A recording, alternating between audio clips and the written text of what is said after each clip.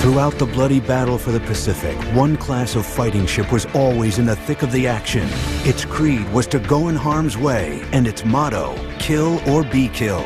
From protecting the capital ships and bombarding enemy troops, to sinking submarines and bringing down the dreaded kamikaze, it took on the full ferocity of the Japanese and won. Always fighting at close range, these ships were the eyes, ears, and teeth of the American Navy. Now, the destroyer on Modern Marvels.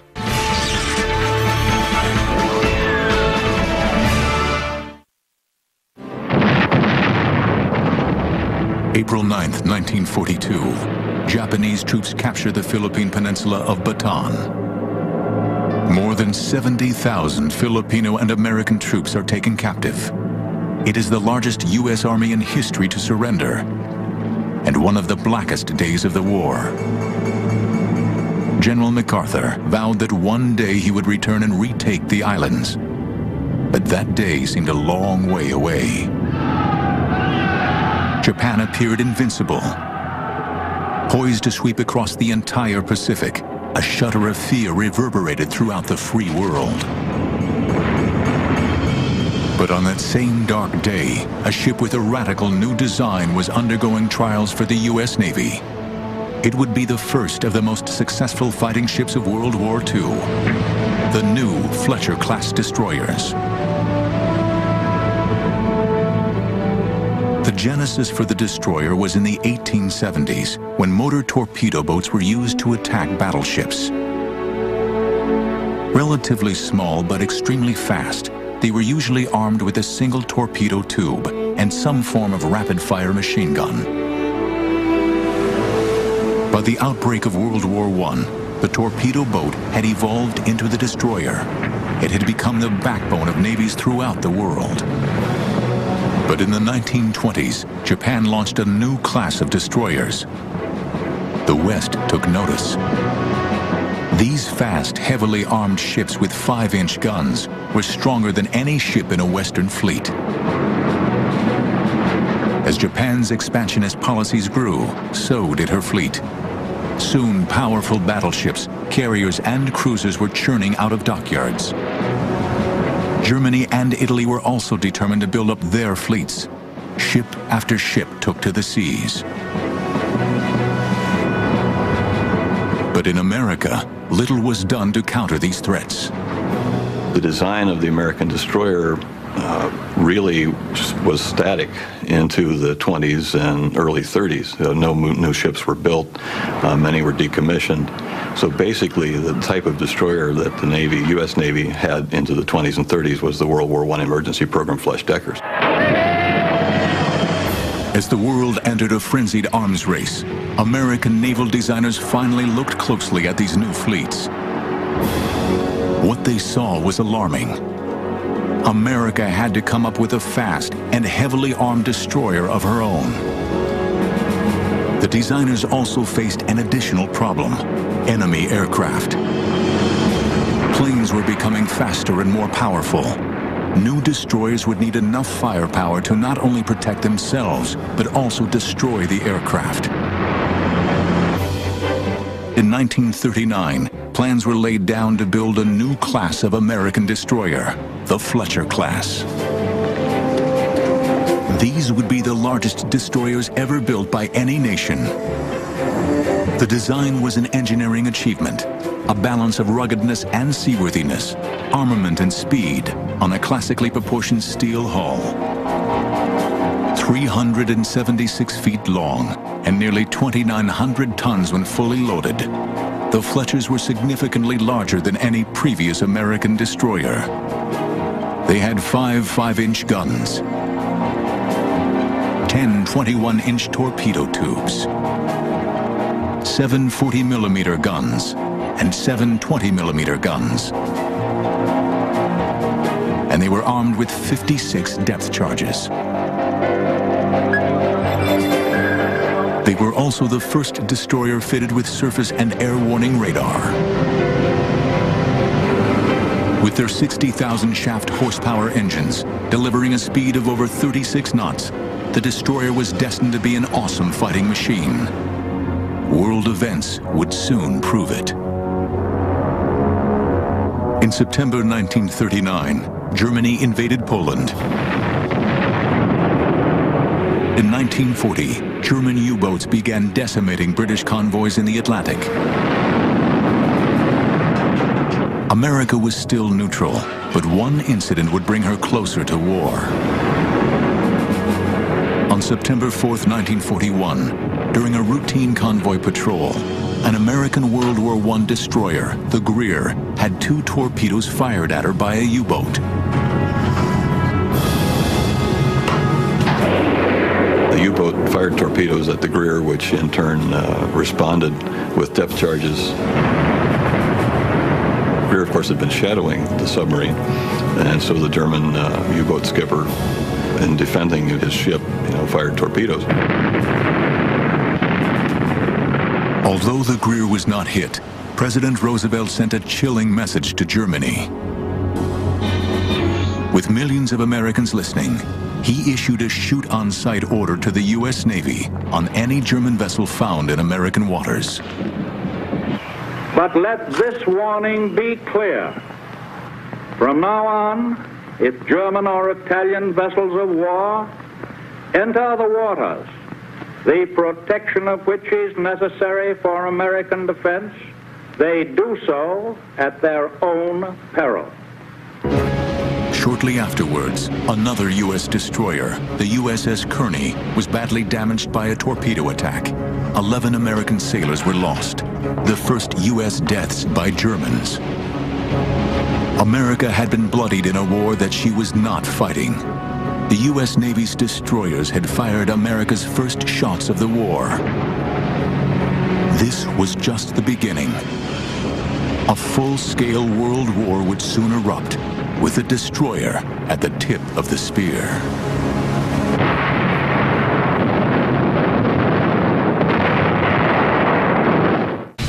On September 4th, 1941, while patrolling south of Iceland, the USS Greer was attacked by a German U-boat.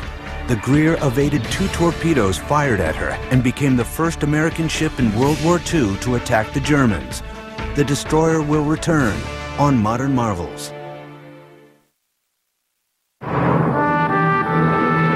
Sunday, December 7th, 1941. Japan hurled its aircraft at the American Pacific Fleet in Pearl Harbor. Within 55 minutes, the fleet lay in ruins. America was at war.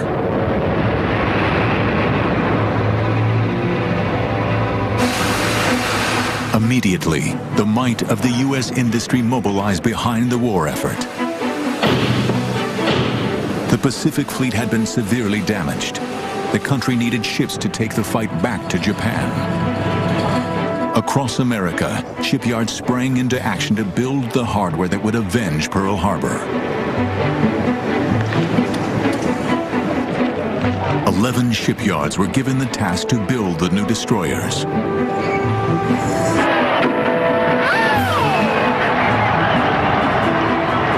As ship after ship rolled off the production line, the call went out for sailors to man them. I was 17 years old, and I enlisted 8 days after turning 17, and about 3 days later I was sworn in and on my way to San Diego. I'd been to Boy Scout camp, but it was a far cry from that because everything went by the book, it went by the bell, it went by the whistle, and the chief made us march up and down, and we had to go to bed at a certain time and get up at a certain time, take a shower every day, and shave. I was 17 years old, shaving. I didn't have anything to shave. Straight from boot camp, these men, some as young as 16, were sent to the U.S. Navy's most advanced destroyers.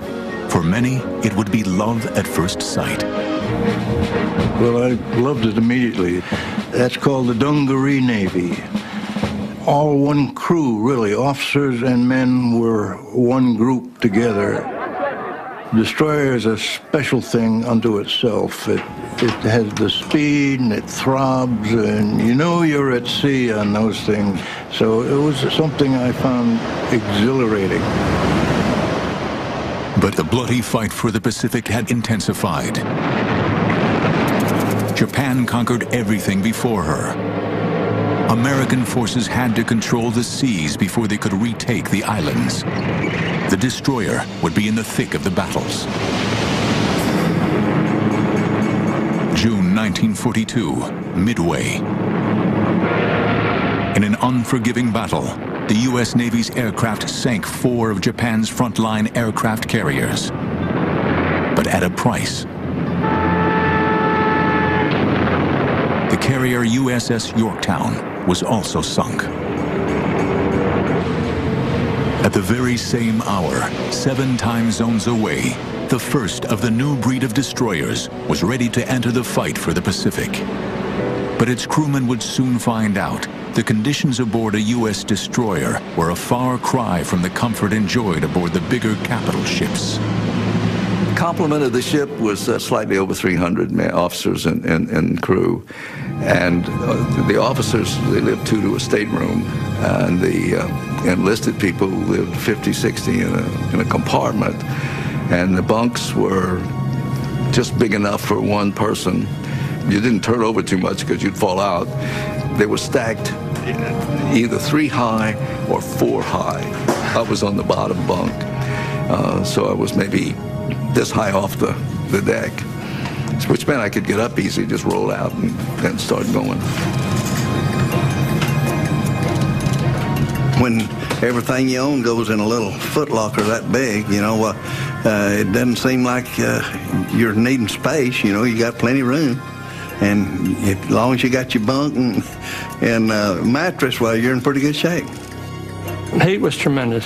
Of course, you were constantly soaking wet in the tropics. And on deck, it was always well into the hundreds. And you had to try to keep in the shade. If you were away from the landmass and moving at a fairly good clip, it wasn't too bad because you had the air hitting you. But once you got into the channel there around Guadalcanal, the heat was just terrible there. Hotter than blue blazes. And most of us went up on deck to sleep. And I can remember clearly being on the deck, and when the 5-inch gun would go off, I'd come up off the deck and bounce down, and then go right back to sleep. The food, you know, of course we had good food.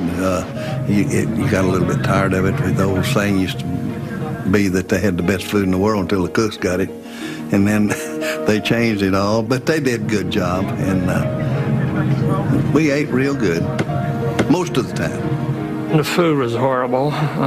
You know, I think we had a bad cook, you know. And nobody ever gave 3 cheers for the cook on our ship, I'll tell you. They called out which watch was ready for lunch or dinner or whatever. And of course, they just called it chow. And you got in line, went through with a metal tray, and they threw the food on the tray, and then you sat down and ate it, you know. I can't remember having but 1 or 2 good meals all the time I was on that ship.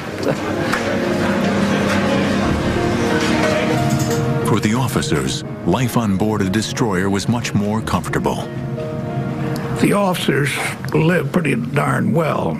By tradition, they had Filipino mess boys in white jackets. The wardroom, with a wardroom table and a couple of places to sit down. We were served on china and silver. But the conditions in the washroom were another story. Aft, where I lived, we had 2 showers and, maybe 2 dozen lavatories and 6 toilets. And the toilets were a trough with planks across the trough to sit on and seawater running in one end and out the other. And of course, the ship rolled all the time and pitched, and it was always water on the deck, so your feet always got wet. When you went into a shower booth, there'd be 4 other guys already in there.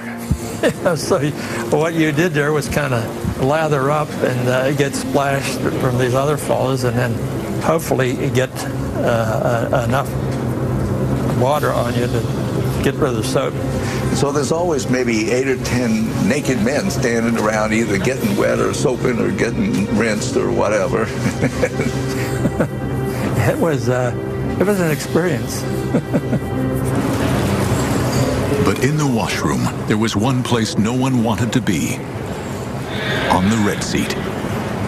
Back then, during World War II and before, sailors who had a venereal disease, they were considered to have stolen time from the Navy because they couldn't have certain duty, and they were set aside. And whatever time that they lost, they had to tack it on at the end of the enlistment, so that the government didn't lose anything. And so rather than have them use the same facilities that everybody else had, because you might catch something, which of course you couldn't, we didn't know that, they had a separate toilet for that sort of thing.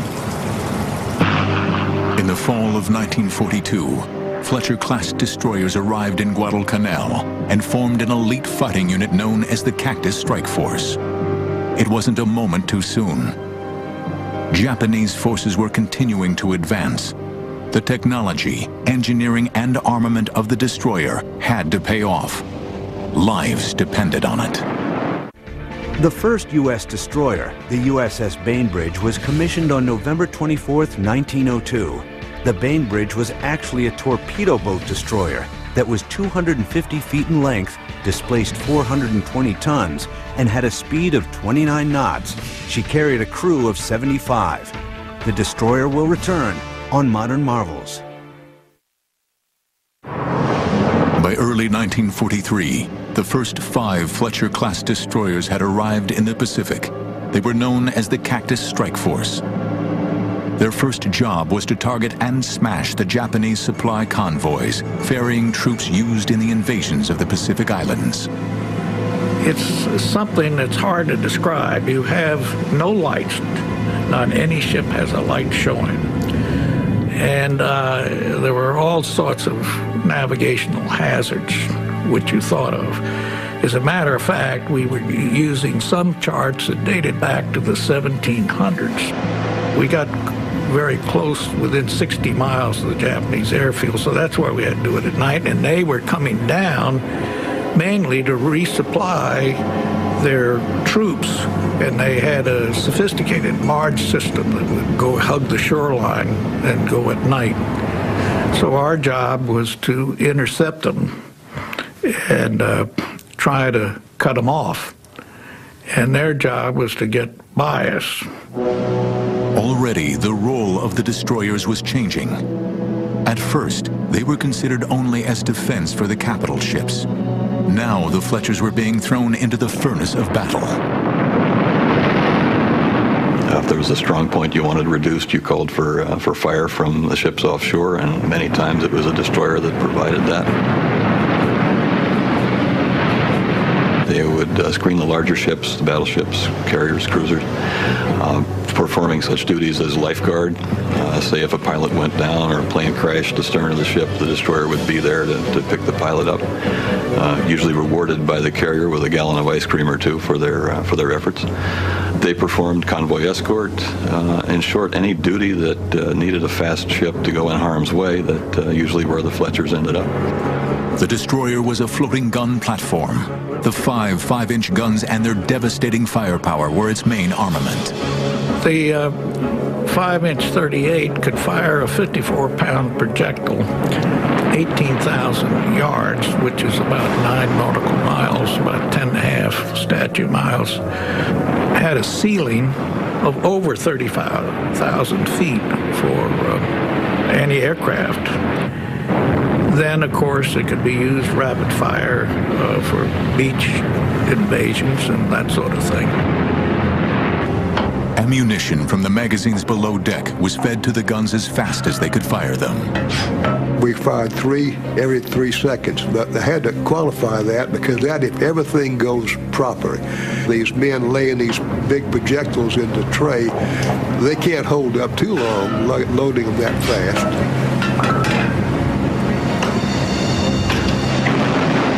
Those 3 to 4 seconds was pretty good for 5 or 10 rounds.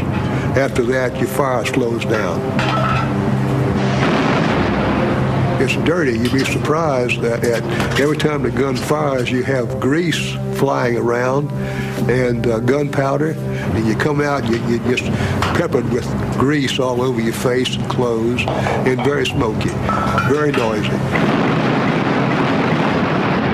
The Fletcher's 40 and 20 millimeter anti-aircraft guns put up a shield of steel against enemy bombers and fighters. The 40 millimeter rate of fire was 160 rounds per minute.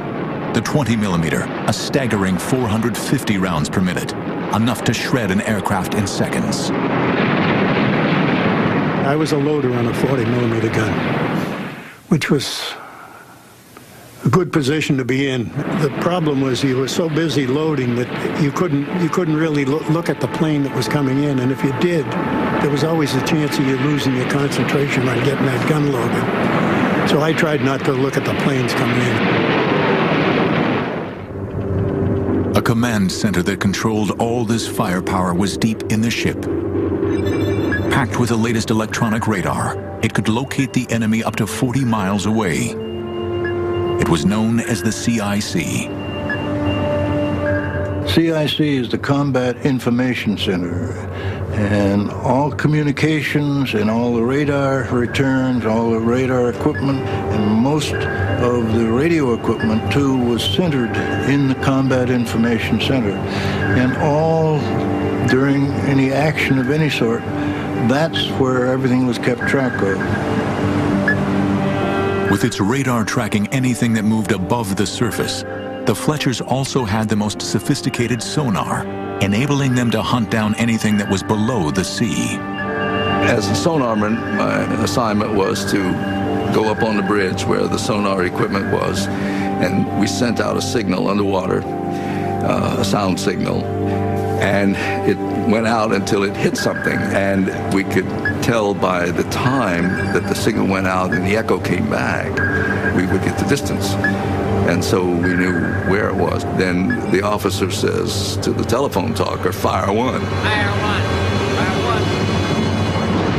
one. Boom, boom, it goes out. Then fire two, fire three, fire four. And so they're going out on both sides of the ship. There are three side racks of depth charges, and you have two stern racks, and two of them are going off at a time. The side racks are 300 pounds of TNT, and the stern is 600 pounds each. So you're putting a lot of explosives down there, and it doesn't have to land on deck. It just has to get close, because it'll open seams. And once you open a seam in a submarine, there's not much else you can do. Sink. And sink they did. The Fletcher-class destroyer sank 29 Japanese submarines. But sinking a sub was not enough. You had to have proof of a kill. To determine the kill, well, we put a whaleboat over the side and sent a crew around to see what they could pick up, and pick up a lot of flotsam. Sometimes we pick up body parts. The second submarine we sank, we found a piece of lung, and the doctor aboard examined it and said the man had tuberculosis, almost an advanced stage. The destroyers were always in the thick of action, fighting at close range. Their losses began to mount. On the night of February 1st, 1943, the USS De Haven was spotted by enemy aircraft off the coast of Guadalcanal. The Japanese thought De Haven was an interception force sent to block their evacuation. They hurled a full squadron of dive bombers at the destroyer. I remember hearing, knowing that there was conversation over the TBS, the talk between ships, that there were bogies in the area, and they were suspected of being Japanese planes. But our captain, for some reason, decided to wait to see if further identification of these planes could be made. And he waited, I guess, too long. And I stepped out on the starboard wing of the bridge and looked back aft across the top of the stacks, and I saw the first bomber come in. And I watched the bomb being released from beneath the plane. It was that close, and I could see it. It's still a burnt orange color in my mind. It looked like the size of a large ball. And at that instant, I said, I shouldn't be out here in the open. So I jumped inside very quickly into the sonar room. And a moment later, the explosion went off. I I think the second bomb that hit knocked out the engine room. And of course the third one would have to be the one that hit the number 2 gun mount, went down and set off the powder magazine down in the bottom of the ship to blow the bow off, and just blasted the pilot house and the superstructure, pushed it back. I managed to pull myself loose. I just lowered myself about 3 feet into the water, swam away. I saw no other person until I was farther away from the ship. Then I realized there were other heads bobbing around in the water. And I looked back perhaps a few minutes later and watched the ship slide under the water. There were 167 men killed and 38 or 39 wounded. The De Haven was the first destroyer lost, and the 15th American ship sunk in the bloody Guadalcanal campaign. Unknown to the men of the destroyers, it was just the beginning. Darker days were coming for the ships of the Pacific and their crews. The Guadalcanal campaign marked the first significant strategic combined arms victory by the Allies over Japan in the Pacific. For this reason, it is often referred to as a turning point in the war. Modern marvels will return in a moment. By the spring of 1943, the Fletcher-class destroyer had established itself as a relentless, multi-role attack machine against the Japanese. On constant ready alert, each man's nerves were on edge, waiting the dreaded call. General quarters, man your battle station. It was a little bit scary. Usually you left your helmet up at the gun, at your battle station. You know, it was hooked onto the gun up there. So you just grabbed, if you were dressed, you went like you were. If you weren't dressed, you'd try to throw a pair of pants on and get up there as quick as you could. And you'd go up and man your station and then just wait from there to see what was going to happen next. With the call to general quarters, the men of the destroyers knew they might be sunk. They had a special way of protecting their valuables. The few little valuables we had, we were always thinking what to do. We would put them in a rubber, we called them in those days, and today they call them condoms. But anyway, we would put all our little valuables in there and then tie a knot in this thing and keep it in our pocket. On every front, they were involved in close contact battle. Every weapon was used to destroy the enemy.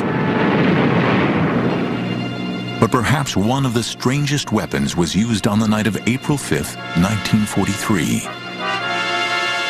The USS O'Bannon and the other destroyers of the Cactus Strike Force were returning from a mission bombarding Japanese shore positions when the O'Bannon picked up a large Japanese submarine on her sonar. Everybody looked, and sure enough, there was a submarine sitting on the surface. We had a Commodore aboard, and he wanted to ram that submarine, and the captain didn't want to. Fearing that a collision could cause an explosion, the O'Bannon's captain ordered a hard change of course. As the two ships came within feet of each other, the Japanese were suddenly alerted to the situation. We got right up to them, and they paid no attention to us, and we were running right alongside of them when they woke up and jumped up and started running around it. Nobody could fire anything. Our smallest guns could not come down to fire on the submarine either. So some of the fellows picked potatoes out of the bins, which were right handy, and started throwing them, because there they were, And the Japanese evidently thought they were hand grenades, and so they ran and started throwing them back and throwing them off the submarine before they would blow up.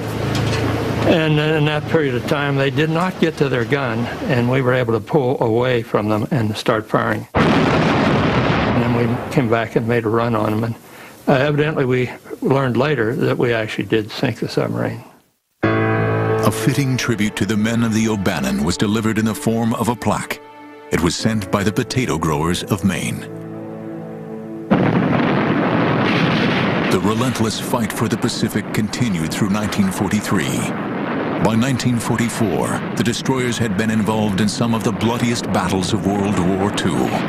But it was during the Battle of Leyte Gulf that the fighting men of the tin cans became legends. On October 25th, 4 Fletcher-class destroyers were on escort duty, protecting a task force involved in landing operations at Leyte Gulf. 2 of these destroyers were the USS Johnston and the USS Hull. When the Johnston had been commissioned, her captain, Commander Ernest Evans, made a speech to his crew that typified the destroyer man's creed. "This is going to be a fighting ship," he said. "I intend to go in harm's way, and anyone who doesn't want to go along had better get off right now." I said he had more courage than was good for the rest of us.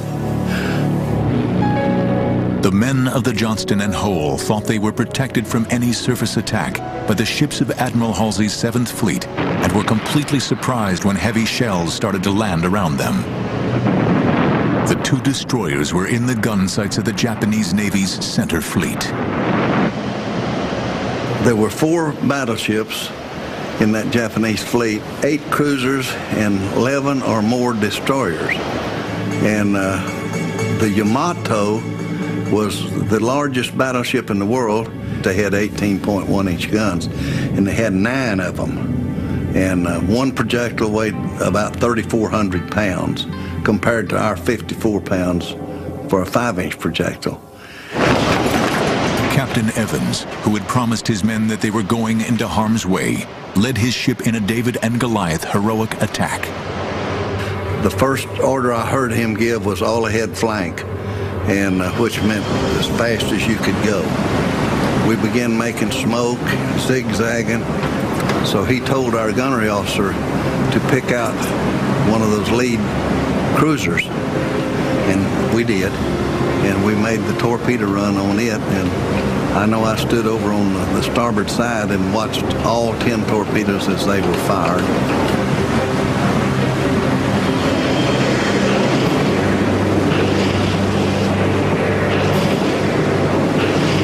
We completed our run, and then we turned, and we was trying to retire into our own smoke, and then we was hit for the first time with the 3 14-inch projectiles, mostly amidship. The ship just completely rose up out of the water and came down with a thud. That projectile, it's got a whoa, whoa like that, and it's a terrible noise. For some reason, I just turned and started walking forward, and I only got just a few feet. And as a round came in and killed most of those guys that I was standing with.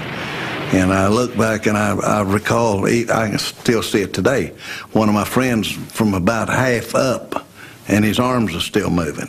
Helpless in the water and pounded by the Japanese heavy guns, the Johnston turned to help its fellow destroyer. Its young crew members began to think the unthinkable. And I truly believed that that was the last day of my life. With the Johnston dead in the water, Captain Evans had no option but to abandon ship. It was a bad feeling.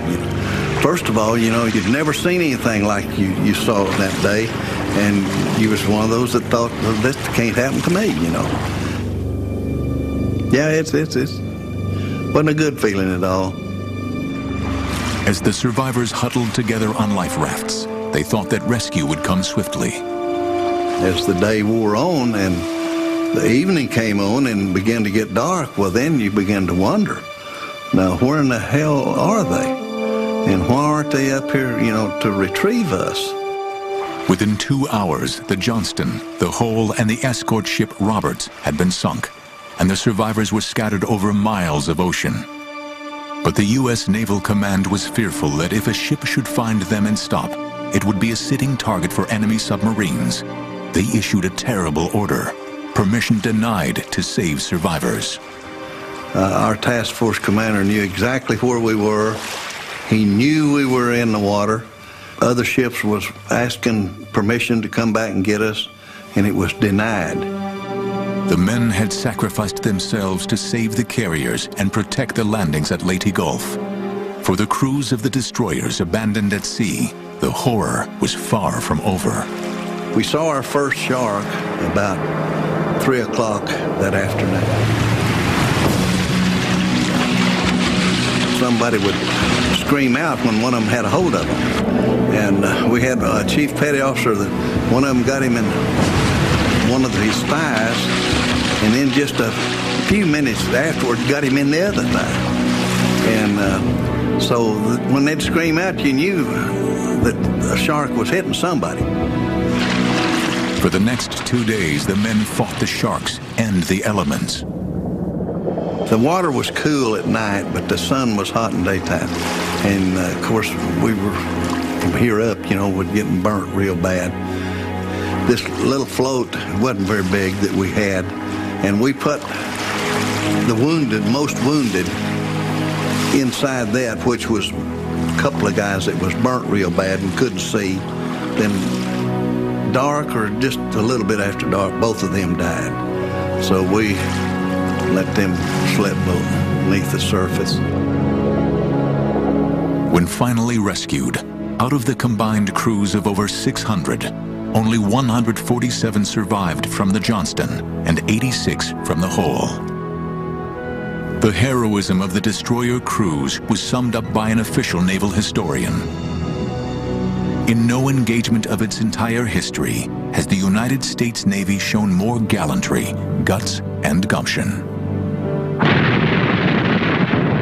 Following this victory, the Philippines were successfully recaptured. General MacArthur had fulfilled his promise to return. A destroyer was there to help fulfill that vow. But for all its armament, the destroyers were small and vulnerable warships. And it was not only from the hands of their enemies that the men of the destroyers faced death. Sometimes, nature would unleash itself with devastating consequences. The Battle of Leyte Gulf began on October 23, 1944. Known as the Second Battle of the Philippine Sea, it was the largest naval battle in history and the last major naval engagement of World War II. Modern marvels will return in a moment. By late 1944, the Fletcher-class destroyers were now coming off the slipways at an incredible rate of 4 each month. As soon as they had their shakedown crews, they were hurled into the bloody battle for the Pacific. American forces slowly recaptured each island, but the price in lives kept going up. With the Japanese refusing to surrender, it was a case of kill or be killed. But for the men of the destroyers, death sometimes came from forces which even they could not fight. The USS Spence was part of the escort for Task Force 38 during the autumn storms of 1944. If you was watching the ship, it put it clear out of sight where it would go below the waves, and you think, well, it's gone. Then next time it'd be up above you, 50, 60 feet or more. Sometimes wind was so strong, if you into the wind, you couldn't breathe. The next day, the weather became worse. Then the storm became a typhoon. In winds of over 100 miles per hour, huge quantities of water swamped the Spence. I was on the watch on that, and I had all kinds of rain gear on and everything, and the earphones, and it seemed awful funny, like when the ship laid over on its side, and you're walking on the side of it, and then all of a sudden it turns all the way over and towed me out in the water then. I didn't dream there'd be a storm enough to sink any ship, any man-of-war ship, anywhere. About 11 a.m., with winds now reaching over 120 knots, the Spence capsized.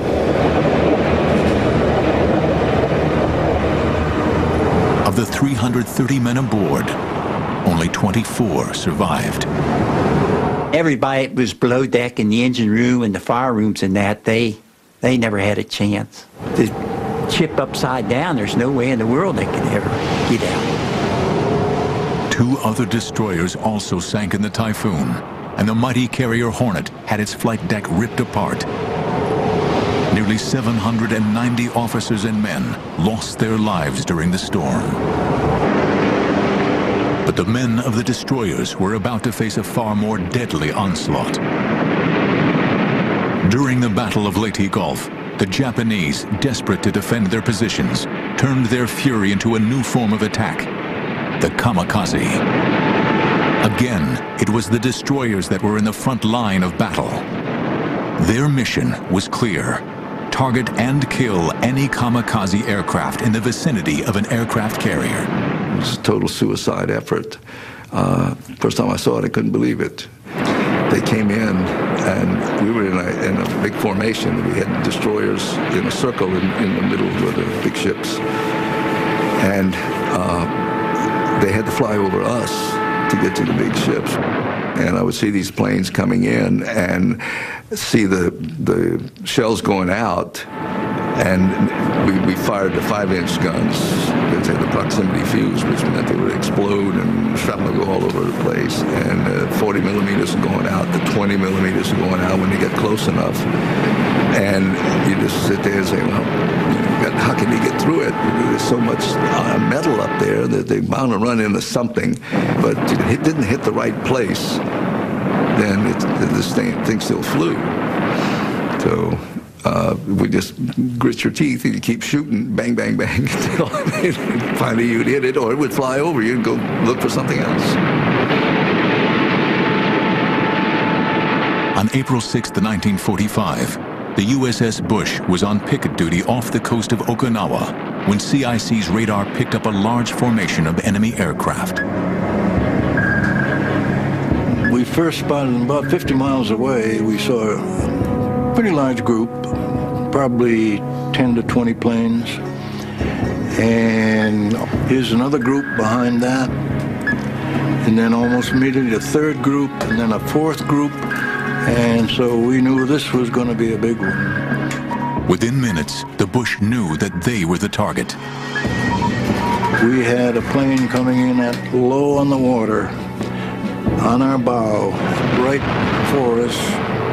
We fired everything come loose, the 5-inch, the 40s, the 20s, all were firing, and didn't stop him. A very skilled pilot, and he knew what he was doing, and he hit us exactly right in the spot, the most perfect spot possible, and that is right between the two stacks, right at the waterline. Then about a half hour later, another one came in a little higher and peeled off and came in and hit us on the other side exactly the same way. And then about a half hour later, a third one came in and crashed into the forward right with the forecastle, and that was the most damaging hit in terms of people killed, because we had people out on deck there, and he sprayed gasoline, flaming gas, all over that forward deck. With its hull almost torn in two, the Bush sank. 87 of its crew members went with it. In the weeks that followed, the destroyers faced more than 1,500 kamikaze attacks. By the war's end, they had fought in nearly every naval battle. In total, over 1,300 battle stars were awarded to the Fletcher class. But a bigger accolade awaited them. In August 1945, Admiral Bull Halsey ordered that 3 destroyers, the USS Nicholas, O'Bannon, and Taylor, accompany the mighty battleship Missouri to accept Japan's surrender. Because of their valorous fight up the long road from the South Pacific to the very end. We met the Japanese destroyer that came out of Tokyo Bay with the harbor pilots and peace emissaries. And we sent our whaleboat over there and picked them up and then transferred to the Missouri and to other ships in the fleet. It was quite an honor. By the end of World War II, 175 of these tough destroyers had been built and sent into battle. 25 had been lost. The hulls of steel are long gone, but for the men of the destroyers, the fighting spirit lives on. Thank God for the Fletchers. It was the finest destroyer that was ever built. Be a captain of a destroyer. You're king in your own world.